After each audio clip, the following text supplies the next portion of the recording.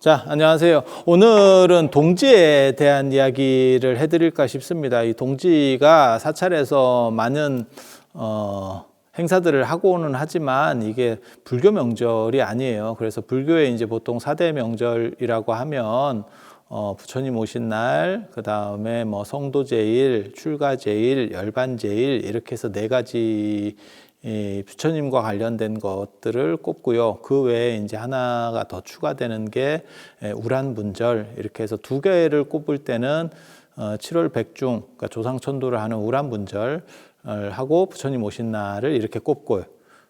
그리고 부처님 생애랑 관련된 네 가지를 꼽으면 방금 말씀드린 것처럼 부처님 오신 날하고 성도제일하고 출가 열반제일 이렇게 네 가지를 꼽습니다. 그리고 동지 같은 경우는 사실 동지도 그렇고 칠석도 그렇고 동지 다음에 있는 정월이라는 건 이제 정월 대보름까지의 어떤 기도 기간 이런 것들은 사실은 불교 전통적인 부분들이 아니에요. 그렇다 보니까 불교 안에서 행해지고는 있지만 그 의미를 알기가 상당히 어렵습니다. 이렇게 되는 이유는 불교가 동아시아에 정착한 지가 한 2000년 정도 되다 보니까 보통 이제 후한 명제 때 AD 67년에 중국 불교가 들어오고 우리나라에는 372년 얘기를 하니까 그렇게 해서 한 2000년 정도 같이 이렇게 존재를 하다 보니 이제 전통 문화하고 섞이게 되고 그 다음에 전통적인 것들을 이렇게 흡수하는 과정들이 존재를 합니다. 그래서 그런 흔적들로 남아있는 게 전통에 대한 어떠한 담지, 그러니까 전통을 불교가 수용해서 불교 안에서 녹여내는 부분들, 그런 게 지금 동지, 그 다음에 칠석, 그 다음에 정초라고 하는 세 가지 틀로 남아있다고 보시면 됩니다. 그래서 이런 정도를 생각을 하셔야 되고, 그리고 입춘도. 이제 정초 기간과 관련돼서 입춘도 있고요. 그리고 동지하고 입춘은 양력 명절입니다. 설 같은 경우는 당연히 음력이고 그 다음에 칠석도 음력인데 반해서 동지하고 입춘은 양력이어서 움직이지 않아요. 그러니까 동지 뭘 생각하시면 되냐면 동지가 크리스마스도 동지라고 보시면 돼요. 그건 로마의 동지. 그러니까 우리 동지가 있고 로마 동지가 있고 그런데 왜 날짜가 틀리느냐? 그래서 동지는 맨날 똑같습니다. 21, 22, 뭐 기껏해야 움직여봐야 23일까지 그 안에서 왔다 갔다 해요. 그러니까 음력 명절이면 날짜들이 변동폭이 굉장히 크거든요. 설 같은 경우도 변동폭이 크듯이 설이나 추석 뭐 생각하시면 되고, 근데 양력 같은 경우는 변동폭이 거의 없습니다. 그래서 이거는 해와 관련된, 그래서 해 길이가 제일 짧은 게 동지죠. 그리고 이때부터 이제 해가 다시 커지는 거예요. 그래서 태양의 재탄생, 뭐 다 아시다시피 농사 짓는 곳에서는 전부 태양 숭배라는 게 다 존재하죠. 그래서 동아시아에도 당연히 태양 숭배와 관련된 동지가 굉장히 큰 거였었고, 그래서 태양의 부활이라는 걸 상징을 하거든요. 그래서 그런 측면들이 존재하는 거고, 그 다음에 로마에서도 동지가 굉장히 큰 명절이죠. 그래서 나중에 기독교가 공인되고 난 뒤에 이제 로마 같은 경우는 예수의 탄생일이라든지 이런 거를 예수는 워낙 자료가 없는 사람이거든요. 사실 존재했는지 자체를 의심해 볼 정도로 뭐 근거가 하나도 없습니다. 그렇다 보니까 나중에 생일을 만들려고 해도 그 생일을 만들기가 조금 그러니까 뭐 근거가 없으니까요. 그리고 뭘 찾아내기가 좀 어렵죠. 워낙 뭐 하층민적인 사람이었었기 때문에 그래서 그냥 로마의 최대 명절 중에 하나였었던 동지를 왔고 그 다음에 동지가 태양의 부활이라는 걸 상징해서 예전부터 이 부활의 문화가 있어요. 그렇다 보니까 예수가 부활했다라고 하는 것과 이 모티브를 맞춰서 그냥 동지를 예수의 생일로 탄생일로 이제 이렇게 지정하는 부분들이 있습니다. 그래서 제가 그런 말 하거든요. 크리스마스 기적이라는 게 사실은 다 구라다. 이제 크리스마스 기적을 뭐라고 얘기하냐면 예수의 생일과 관련해서 어떤 특이점이 발생하는 것, 신기한 일이 발생하는 것들을 이야기하고는 하는데 사실 그거는 예수 생일이 아니고 그냥 동지예요. 그래서 해가 가장 낮이 짧은 동지라고 해서 무슨 이적이 발생하겠어요? 그러니까 그거는 갖다 붙이는 정도의 어떤 속임수죠. 종교적 속임수. 그러니까 갖다 붙인다는 얘기는 뭐냐면 그냥 우연적으로 한두 가지 일들이 벌어지는 거를 이제 계속 갖다 붙이다 보니까 무언가 대단한 규칙성이 존재하는 것처럼 이야기하는 것뿐인데 실제로는 그건 알 수 없는 것들입니다. 그래서 그냥 로마의 동지가 나중에 크리스마스로 붙게 되는 거고 예수 생일로 붙게 되는 거고 그리고 그 중간 모티브가 뭐가 존재하는 거냐면 이제 부활이라고 하는 태양의 부활. 그리고 그 부활이라고 하는 것 때문에 우리도 마찬가지예요. 태양이 부활하기 때문에 동지 때 이제 팥죽 먹고 새알씨 먹고 뭐 이런 이야기들이 나옵니다. 그래서 동아시아 같은 경우는 동지달이 예전에는 정월이었었어요. 그러니까 지금 생각할 때는 정월이 1월 아닙니까? 이렇게 생각하는데 왕조마다 정하는 기준점들이 달라요.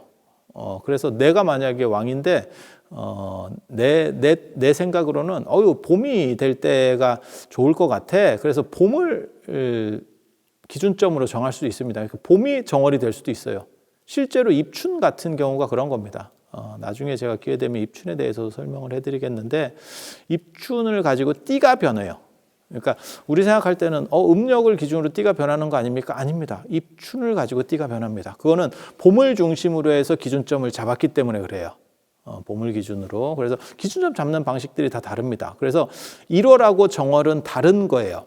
근데 지금은 1월이 정월인 거예요. 왜 이 얘기를 하냐면 중국에 하나라, 은나라, 주나라 고대 3대 시대가 있었는데 이 3대 중에서 공자가 살았던 것도 이 주나라 후반, 그러니까 동주시대, 동주의 춘추라고 하는 시대를 살았던 거고 공자가 이상향으로 여겼던 게 주나라 초기, 그러니까 서주시대 무왕, 문왕, 그 다음에 문왕, 무왕, 주공 뭐 이런 식의 시절들을 어떤 이상적으로 봤어요. 그래서 이 주나라 문화들이 상당히 그리고 주나라가 한 800년 정도 춘추 전국 시대까지 치면 동주 서주 합쳐가지고 한 800년 정도 가는 바람에 중국 문화에서 굉장히 많은 영향력을 미치는데 이 주나라가 기준점으로 삼은 정월이 11월입니다. 그래서 동지가 설날이에요.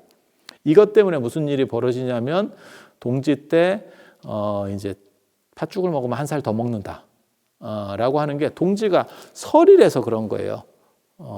언뜻 생각할 때는 왜 동지에 팥죽을 먹는데 한 살 더 먹는다고 하느냐. 그리고 이게 양력이다 보니까 음력으로 맞추면 음력에 1일에서 10일 사이에 들어갈 때가 있고 20일에서 30일 사이에 10일에서 20일 사이에 들어갈 때가 있고 그 다음에 20일에서 30일 사이가 들어갈 때가 있어요. 그걸 상중하로 나누거든요. 그래서 음력과 대비에 맞춰서 예전에는 음력을 그냥 썼었으니까 양력은 특수한 경우에 쓰는 거예요.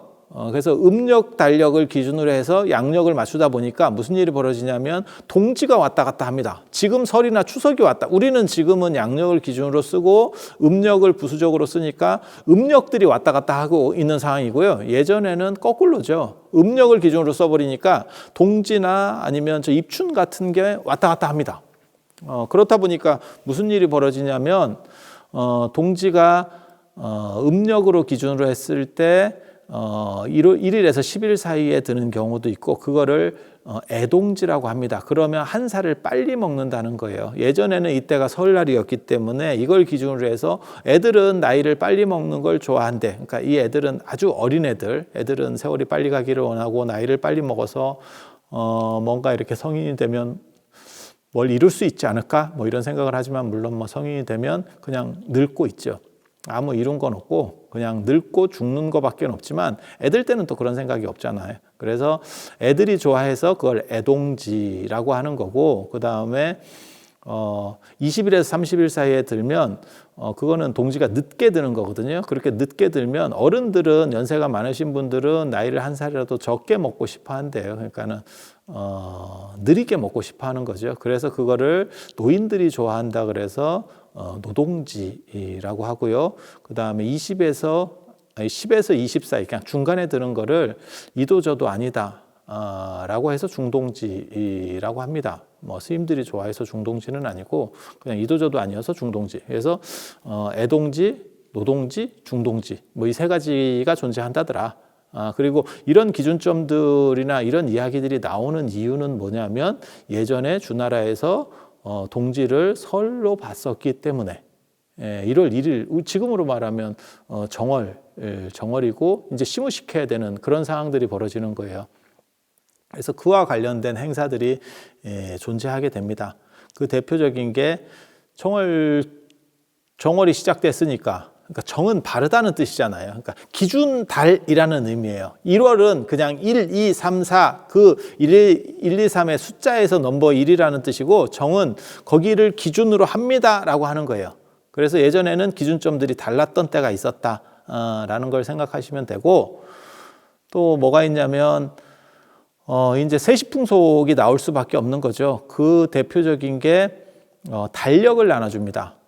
그래서 임금이라든지 황제가 달력을 나눠주고, 그거를 이제 뭐 황장력이라고도 하고, 그러니까 황색 표지로 되면 황장력, 흰색 표지로 되면 백장력, 그 다음에 청색 표지로 되면 청장력, 뭐 이런 식으로 해서 직급에 따라서 약간씩 주는 것들이 다르고, 황장력이 제일 좋은 거로 이해를 하시면 돼요. 그래서 임금은 중국 황제, 우리나라는 이제 조선은 임금밖에 없었으니까 이렇게 생각을 하면, 아시는지 모르겠는데 조선시대 때 달력을 못 만듭니다. 달력을 못 만드는 이유는 기술이 없어서가 아니고, 시간을 내가 컨트롤할 수 있고 그 다음에 세월을 컨트롤할 수 있는 거는 황제의 고유 권한입니다. 그래서 연호도 황제국에 있는 것들을 연호를 갖다 쓰는 거고, 조선 같은 경우는 제후국이었기 때문에 황제의 연호를 써야 되는 거고, 중국 연호를 쓰고 있는 거고, 달력도 중국에서 전해받는 거예요. 우리가 만들 수 있는 게 아니에요. 함부로 만들면 그게 외교적으로 이제 굉장한 문제가 됩니다.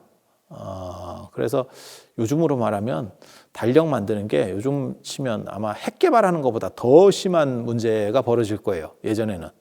그래서 그건 황제의 특수권입니다. 그래서 황제가 달력을 내려줍니다. 이렇게 제후국들에게. 그래서 조선은 그 달력 받으러 사신이 가요. 되게 재밌죠. 그 달력 하나를 받으러 저게 무슨 일이래? 라고 하는 거고, 그거는 이제 세월의 컨트롤, 시간을 컨트롤할 수 있는 것은 황제밖에 없다. 천하에는 하나의 시간만 존재한다. 어떤 의미에서는 그게 지금까지 중국에 내려오는 전통일 수도 있어요. 중국은 왜냐하면 땅덩어리가 아무리 커도 단일 시간을 쓰고 있거든요. 지금까지도. 미국은 위도 맞나? 예, 경도인가? 그 위도에 맞춰서 그걸 쓰잖아요. 저 시간대를 다르게 쓰잖아요. 그렇게 땅덩어리가 큰 나라들은 뭐 러시아도 당연히 그렇게 쓰는 거고, 캐나다도 그렇게 쓰는 거고, 그런데 중국 같은 경우는 그냥 단일 시간 체계로 쓰고 있죠.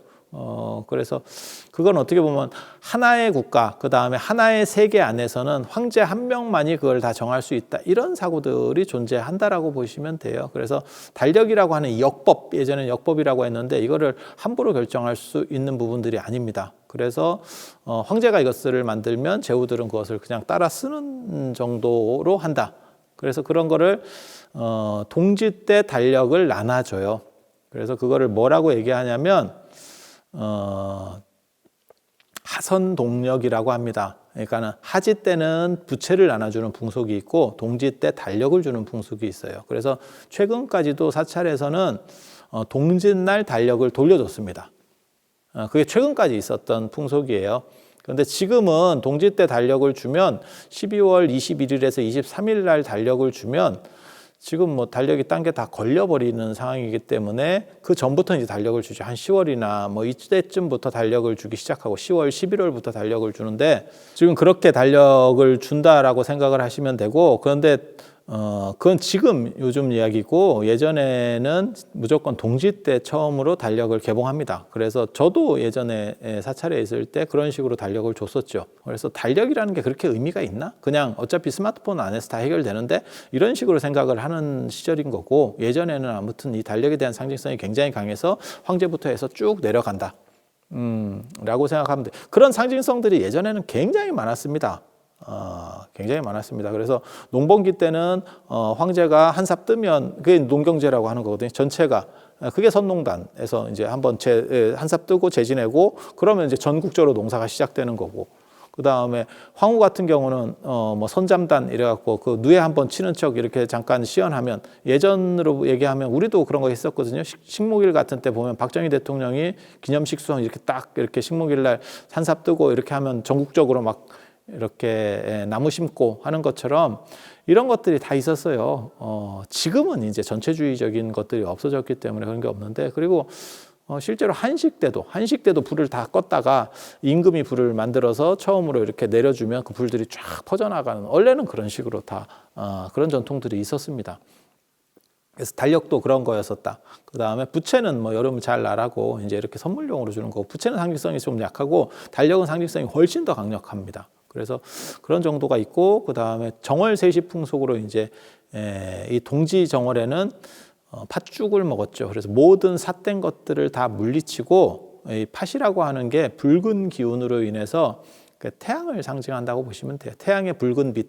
그러니까 팥죽이 상징하는 거는 지금은 제가 경상도에 가보니까 밥을 넣는 팥죽을 하던데, 사실은 그 새알심이라고 하는 그 동글동글한 그 일종의 찹쌀떡 같은, 경단 같은 그 알만 넣고 팥죽을 끓이는 거예요. 그러면 그 안에 있는 알이 진짜 알이라는 상징을 가지는 거예요. 새알이라고 하는 게 새로운 알 뭐 이래가지고 그게 부활을 상징하는 거예요. 무엇의 부활이냐? 태양의 부활. 동지는 낮이 제일 짧기 때문에 동지부터는 점점 길어져요. 낮이.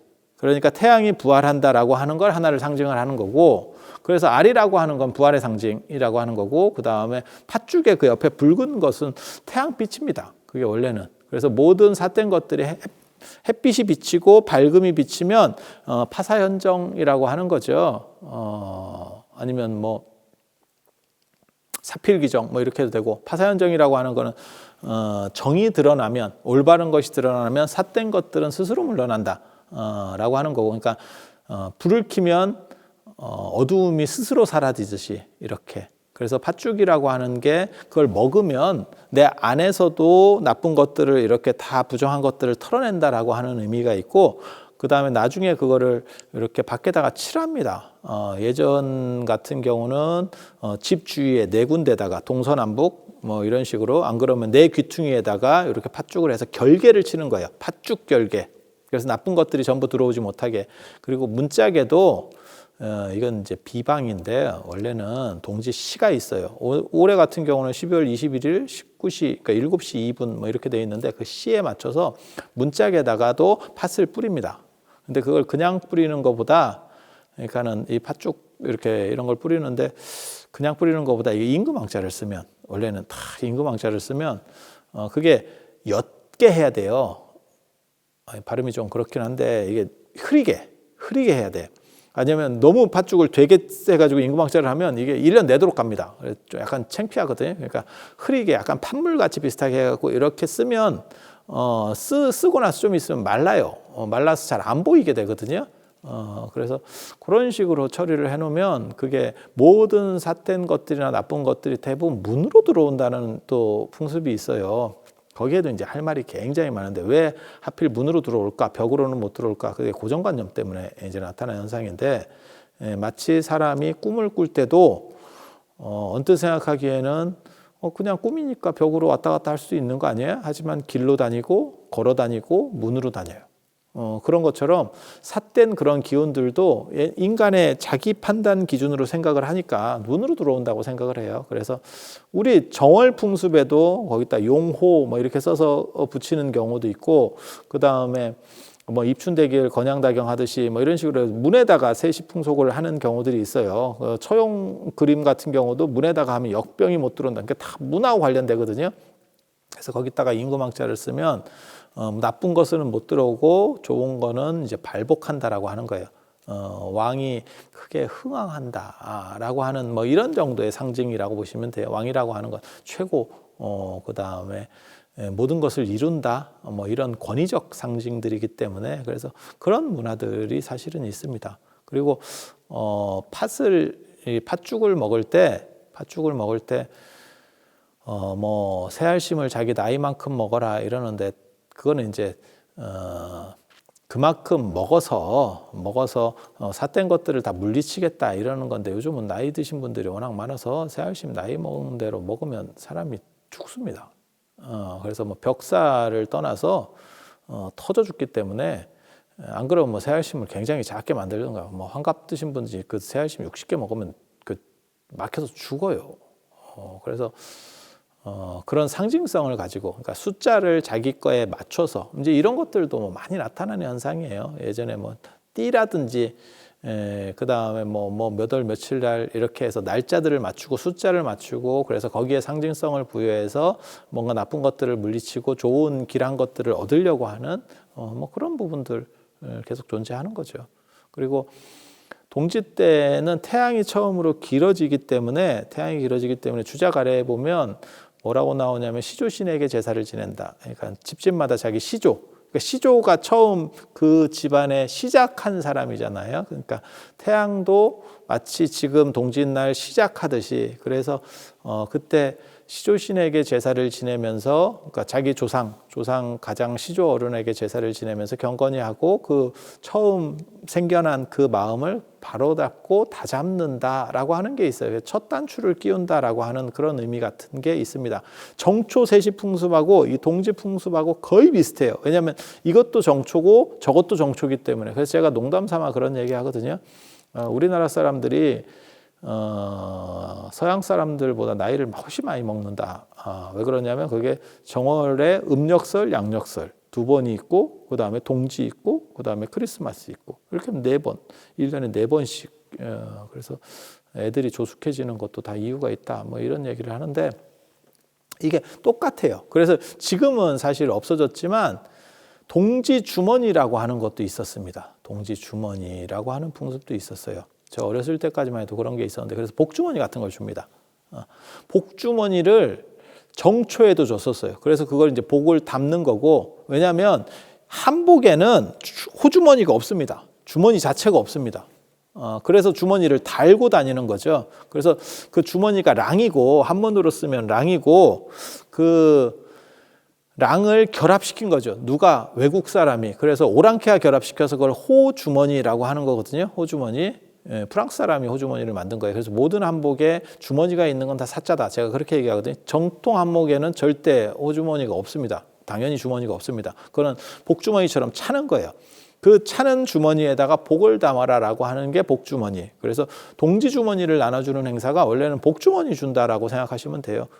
그리고 우리도 정초 때 그런 거 있잖아요. 복주머니 주는 게 예전에 있었고, 지금은 이제 사라졌는데, 복조리라고 해서 조리 쌀 같은 걸 이렇게 일 때, 돌이나 이런 것들을 걸러내고 순수하게 쌀만 이렇게 해서, 지금은 뭐 워낙 도정이 잘 돼서 나오기 때문에 그런 게 없지만, 예전에는 뭐 그런 일들이 많았으니까, 쌀에 이물질들이 많았으니까 이렇게 걸러내잖아요. 그래서 복만 싹 걸러서 이렇게 네가 취해라라고 하는 게 복조리죠. 그래서 저희 어렸을 때만 해도 복조리를 걸어놓는 문화가 있었습니다. 정초에. 그래서 그런 것과 비슷하게 복주머니, 복조리라고 하는 그런 개념의 하나가 동지의 동지주머니라고 하는 문화가 있어요. 그래서 동지의 동지주머니를 나눠주고라고 하는 풍습이 있는데, 지금은 거의 뭐 없어졌습니다. 뭐 정초에도 복조리 돌리거나 복주머니 주는 문화는 지금 사라졌죠. 그런 걸 뭐 걸어놓고 하는 문화. 오히려 개업집에 북어를 실에다가 묶어서 걸어놓는 그 금줄 문화인데, 그게 오히려 현재까지 남아있고, 복조리나 복주머니는 거의 사라졌죠. 저희 어렸을 때까지만 해도 그게 뭐 그렇게 특이한 풍속이 아니었는데, 거의 집집마다 있었던 풍속이었는데 지금은 거의 다 사라졌죠. 그래서 이게 정초하고 비슷한 그런 세시풍속을 가지고 있다. 그리고 팥이라고 하는 게 굉장히 재밌습니다. 사람들이 이제 왜 하필 팥죽이냐, 그 다음에 팥이 귀신을 쫓느냐. 팥이 귀신 쫓는다는 거는 구병시식 같은 데도 나옵니다. 구병시식이 뭐냐면 불교식 퇴마의식이에요. 불교식의 퇴마의식. 그래서 거기에 이제 하이라이트가 그 팥을 이렇게 싹 뿌리면서 이제 귀신 씌인 사람들을 물리치는, 옛날에 검은 사제 이런 영화 보면 거기는 이제 구마의식 하는데, 그게 구병시식. 그러니까 불교에는 구병시식이 있고, 천주교에는 뭐 구마의식이 있고, 그 다음에 요즘 말로는 뭐 퇴마식.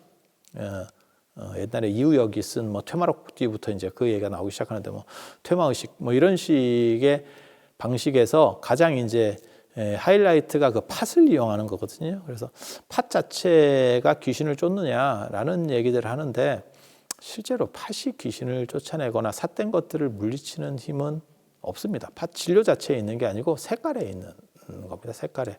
예. 그래서 그 색깔에 있다라는 생각을 해서 팥죽도 쓰고 그 다음에 집집마다 이사 갔을 때도 팥물을 이렇게 끼얹는 풍속도 있고 그 다음에 팥시루떡을 하는 것도 있고 지금은 잘 안 하지만 예전에는 이사를 하거나 그러면 팥시루떡을 해서 집집마다 이렇게 돌렸던 풍속이 있죠. 지금은 뭐 하는 집 간혹 있고 그렇지만 개업집 같은 데서는 아직도 제법 많이 합니다. 그게 이제 팥시루떡과 돼지머리. 돼지머리는 그게 돼지가 한자로 돈이니까 그래서 돈 들어온다 그래요. 그래갖고 돈을 막 여기 입에도 쑤시고 귀에도 쑤시고 막 이래갖고 돈으로 하는 거고 성형한 돼지. 성형한 돼지 아시는지 모르겠는데 돼지가 죽을 때 그렇게 웃으면서 죽지는 않겠죠. 살인미소 날리면서 죽는 사람이 어디 있겠어. 죽는 존재가 어디 있겠어. 생물이. 그래서 인상이 찌푸려지는데 그거를 성형을 합니다. 이렇게. 그래서 좀 만지죠. 삶고 이런 거 할 때 좀 만져가지고 애가 좀 웃게. 그리고 이제 피부에 털도 좀 다 밀고 저 면도기로 밉니다. 그래서 밀어서 돼지 머리로 놓는데 그 돼지 머리 놓는 풍속은 사실은 뭐 별로 바람직한 것 같지는 않아요. 그건 그냥 말장난으로 돼지가 돈이니까 돈 들어온다. 그러한 풍속 중에 하나가 뭐가 있냐면 돼지 저금통 이라고 하는 게 있습니다. 그래서 그런 정도 생각을 하시면 되고 팥떡이라고 하는 건 벽사의 의미.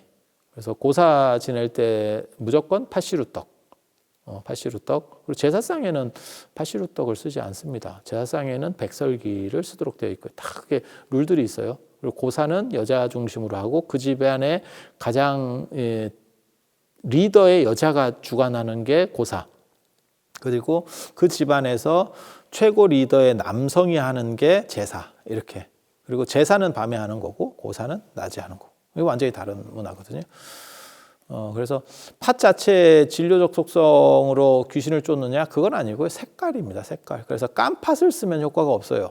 그러니까 우리가 깐팥 쓰는 경우도 있거든요. 그러니까 팥빵을 먹어보면 빨간 팥빵이 있고 흰 팥빵이 있잖아요. 그 깐팥을 써버리면 포도주랑 똑같은 거죠. 포도주도 와인 같은 거 할 때 백포도주, 적포도주 하는 게 껍질을 그대로 놓으면 적포도주가 나오는 거고 껍질을 벗겨버리면 백포도주가 나오는 거죠. 그래서 그런 거 생각하시면 됩니다. 그래서 만약에 진료적 속성이 있다면 그러니까 팥이라는 진료 자체에 귀신을 쫓고 삿된 거를 물리치는 에너지가 있다면 깐팥으로 써도 관계가 없겠죠. 그런데 그렇게 하면 효과를 못 봐요. 그 얘기는 뭐냐면 색깔에 있구나라는 걸 알 수 있어요. 그래서 붉은색이 삿된 것들을 물리치는 건 불을 상징하기도 하고 태양빛을 상징하기도 하고 태양을 상징하기도 하고 그래서 예전에도 있었습니다. 황토도 쓰고 그다음에 고추도 벽사의 의미로 쓰거든요. 금주 같은 거 만들 때 고추도 쓰고 그다음에 우리나라에 왜 김치나 이런 데 장이나 이런 쪽에 고추가 많이 들어갔느냐. 사실은 그게 모든 삿된 것들을 물리쳐서 그런 것들이 변질되지 않도록 하는 데서 원래는 시작되는 거예요. 그러니까 매운맛을 뭐 좋아해서 라기보다도 그런 것들을 넣음으로 인해서 마치 우리가 팥죽을 먹으면 몸 안에 있는 모든 삿된 것들을 물리친다라고 하는 것처럼 김치 속에 고추, 빨간 고추를 넣었을 경우에 파란 고추를 넣지는 않아요. 빨간 고추를 넣었을 경우에 그 김치가 삿된 것으로부터 보호되면서 이게 못 먹게 변질되지 않는다라고 하는 주술성입니다. 철저하게. 원래는 시작은 주술성에서 시작한 거예요. 나중에 맛으로 바뀌게 되는 거고. 그래서 같은 키워드라고 보시면 돼요. 그래서 이렇게 같이 가는 게 뭐가 있냐면 팥하고 고추는 나중에 들어왔으니까 황토가 하나 더 있습니다. 그래서 예전에 황토로 금줄을 치고 그다음에 황토를 뭐 몸에 바르고 그다음에 황토를다가 해서 그런 문화들이 있었어요. 실제로는 결혼식 할 때 황토로 금을 거놓고 그걸 뛰어넘는 문화도 있었고 불로 금을 거놓고 그걸 뛰어넘는 문화도 있었고 소리로다 가는 경우도 있거든요. 사실은 삿된 거를 물리실 때 소리로. 그래서 폭죽 쓰는 경우도 있고 그다음에 바가지를 깨트리는 경우도 있고 뭐 개암 깨트리니까 무슨 뭐 그 도깨비가 개암이 일종의 호두 비슷한 거잖아요. 그래서 그걸 입으로 깨니까 무슨 뭐 도깨비가 그 혹부리 영감 얘기도 나오잖아요. 그런 식으로 소리로다가 처리하는 경우도 있고 그래서 황토물을 마시는 풍속도 사실은 거기서 나왔다고 보시면 돼요. 그거를 뭐 황토를 이렇게 물에 섞어서 드시는 분들도 있거든요. 그게 몸에 해롭지는 않습니다. 근데 그게 이제 몸 안에 있는 모든 것들을 이제 나쁜 것들을 씻어낸다. 뭐 이런 식의 그런 것들이 있어요. 그래서 황토를 잘 써서 붉은 황토를 가지고 삿된 것들을 물리신다라는 개념이 있고, 그게 이제 가장 대표적인 게 아궁이에 황토 바르는 문화라고 보시면 돼요. 아궁이에 황토를 발라서 이제 불의 신이 부정이 안 타게 하는. 그래서 그런 연장선상 속에 팥도 있다라고 생각하시면 되고, 그래서 붉은색은 무조건 태양 아니면 불입니다. 그거를 상징을 하고 모든 삿된 것들이 어떤 좋은 집에는 못 들어오게 하기 위해서 집에다가 칠할 때도 주칠로 해버리죠. 빨간색으로. 제가 그런 얘기 하는데, 일본은 똑같은, 한중일이 똑같은 빨간색을 쓰는데, 일본 같은 경우는 명황색, 그러니까는 일본 신사 생각하시면 아주 밝은 빨간색을 쓰고, 그 다음에 중국 같은 경우는 일반 빨간색을 씁니다. 그러니까 뭐 공산당 할 때 그 빨갱이 할 때 그 빨간색을 써요. 그래서 중국으로 초코파이가 넘어갈 때 포장지 자체가 빨간색이 돼버리거든요. 우리는 초코파이가 넘어갈 때. 그래서 우리는 정이라고 쓰고 걔네는 어질 인자를 써서 인이라고 쓰고 뭐 이런 차이들이 있는 거고, 우리나라 같은 경우는 팥색을 씁니다. 팥죽색. 그래서 절이라든지 안 그러면 왕궁의 기둥들 보면 전부 팥죽색을 쓰죠. 그래서 똑같은 불금에 대한 상징성을 가지고 있고, 그것을 성역으로 여기면서 모든 나쁜 것들이 못 들어오게 하려고 하는 결계를 색깔로 쳐놓긴 했는데, 그 색에 대한 인식이 약간 달랐다 라는 걸 이해할 수 있습니다. 그래서 그건 색에 대한 부분이라고 보시면 됩니다. 팥죽은. 그래서 그런 정도 생각을 하시면 기본은 1차적인 기본 동지에 대한 기본 이해는 된다고 하겠습니다. 제가 다음에 동지에 대해서 두 번째 설화적인 이야기, 동지에 얽힌 이 팥죽과 관련된 아주 진귀한 이야기들 해드리도록 하겠습니다. 자, 들어주셔서 감사합니다.